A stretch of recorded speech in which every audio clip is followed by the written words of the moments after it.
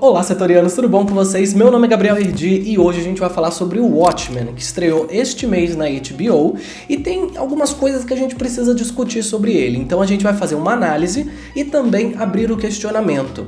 É necessário ter lido as HQs para poder assistir essa série? Porque tem muitas coisas que você vai entender melhor se você tiver lido as HQs. Lembrando que, claro, como se trata de uma análise, vão ter spoilers, porque eu preciso citar momentos da série para poder fazer a análise. O primeiro ponto que eu quero levantar é um ponto de roteiro sobre a exposição.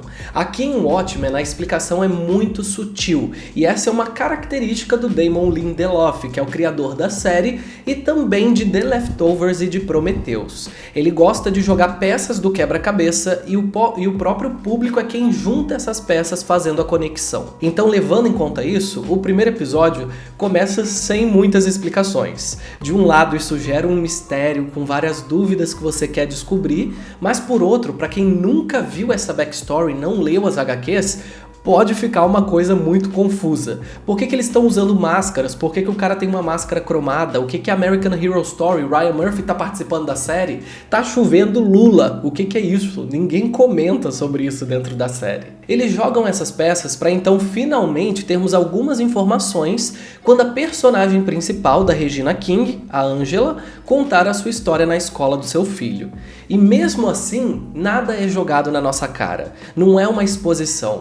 Ela diz ser dona de uma confeitaria, mas depois a gente descobre que o lugar nem tá aberto, é tudo uma fachada. Esse é um ponto que eu achei muito interessante nesse roteiro, e é ótimo para quem gosta de escrever mistério. Eles dão uma informação pra gente que parece ser completa, mas na verdade é apenas metade dessa informação. Então você fica acreditando que você já tá compreendendo as coisas, simplesmente para perceber mais pra frente que aquilo é mais profundo do que você imaginava. Essa técnica de escrever mistério é extremamente impactante, que prende as pessoas, e é uma técnica, uma característica do Damon Lindelof, que é o criador da série. O segundo ponto, também de roteiro, são os storylines que vão se intercalando. As histórias meio que se alternam entre si. A gente começa o primeiro episódio, por exemplo, lá em Tulsa, em 1921, que foi um ataque real lá nos Estados Unidos, mostrando que um garotinho tinha sobrevivido a esse ataque. Em seguida, a gente parte para outro storyline, que é o da protagonista,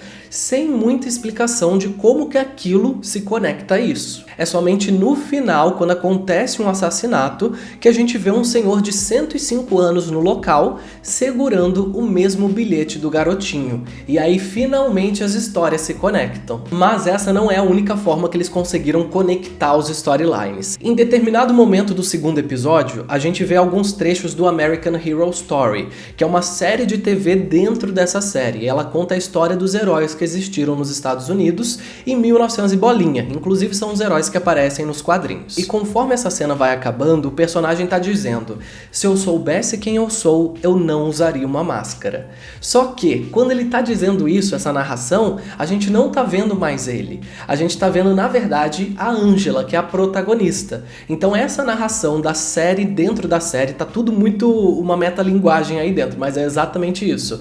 Essa narração dessa série acaba funcionando como uma metáfora, uma conexão para a história principal, que é a história da Angela, porque ele vai narrando em cima da cena dela. E esse não é o único momento que a direção e a montagem usam essa técnica. Tem uma outra cena em que o chefe de polícia está se arrumando, a gente ouve um diálogo que ele teve com a mulher, mas sem ver esse diálogo acontecendo. Esses são truques muito simples de montagem e de direção, mas que acabam ressignificando cenas que de outra forma seriam muito básicas. Essa coisa de pegar a narração de uma série dentro da série e colocar sobre uma cena da protagonista acaba criando uma metáfora que de outra forma não existiria. E antes de terminar esses storylines alternados, é claro que a gente tem também o Ozymandias, ou Ozymandias, como vocês quiserem falar.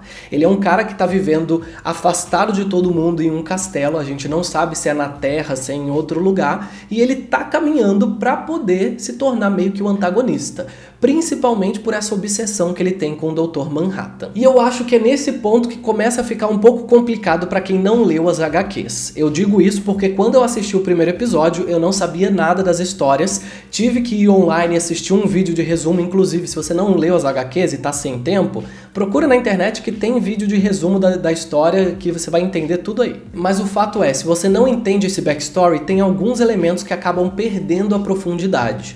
Por exemplo, naquele momento que chove lulas. Se você só assiste a série, vira um acontecimento aleatório que ninguém discute. É uma coisa meio que padrão, tem até um caminhão lá feito para limpar as lulas do chão. Mas para quem já leu as HQs, sabe que existe uma conexão entre essas lulas e o Ozymandias, porque no final das HQs, ele cria uma lula gigante para fingir uma invasão alienígena, e assim dessa forma meio que impedir uma guerra nuclear que estava iminente no mundo. O plano dele funciona, só que ele acaba nesse processo matando grande parte da população de Nova York. E vale mencionar que no filme isso não acontece, então é realmente só para quem leu as HQs que isso vai fazer sentido. Então procura um resumo na internet que a história vai meio que abrir mais portas para você, tudo vai fazer mais sentido e ficar um pouco mais profundo.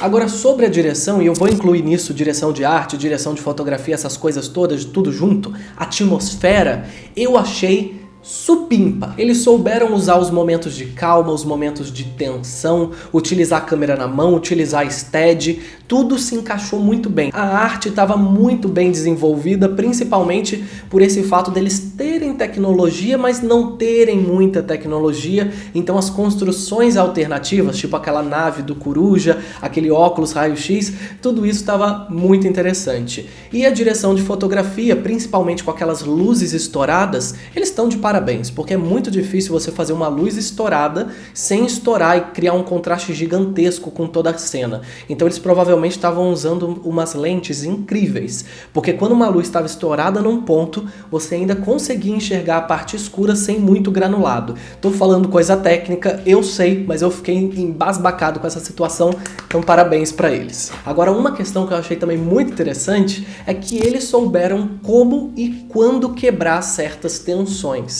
Tem uma cena que acontece um tiroteio que as pobres vaquinhas estão sendo aniquiladas, coitadas. E aí tem uma nave que cai, tem muita coisa que acontece. É uma cena extremamente tensa, você fica tenso no meio daquele negócio. E aí quando todo mundo sai ali e eles se olham e tá todo mundo bem, eles começam a rir. Então depois dessa cena tensa, acontece um momento de descontração que faz com que o público também respire aliviado. Isso é importante. Eu sei que eu falo umas coisas extremamente aleatórias que a maioria das pessoas nem deve pensar sobre isso, mas é o meu jeitinho de fazer análise, porque é meu jeitinho de assistir séries e filmes. Essa é a minha opinião, então eu quero saber de vocês aqui nos comentários o que vocês têm achado dessa série. Tem algum ponto negativo pra vocês? Tem algum ponto positivo que eu não citei? Quero saber tudo isso aqui nos comentários. E quem puder, compartilha nas redes sociais para ajudar o canal a continuar crescendo. Se você gostou do vídeo de hoje, clica no gostei aqui embaixo, que se muitas pessoas gostarem, eu provavelmente vou fazer mais análises de outros episódios da série. Se você é novato aqui no canal, prazer, meu nome é Gabriel Erdi, e se você não é inscrito, te convido a se inscrever, mas só se você quiser. Se quiser ativar a notificação também é muito bom, porque o YouTube não envia vídeo para ninguém. Mas chega que eu já tô morrendo de calor, porque eu tive que fechar o quarto todo para gravar esse vídeo, então eu vejo vocês no próximo episódio.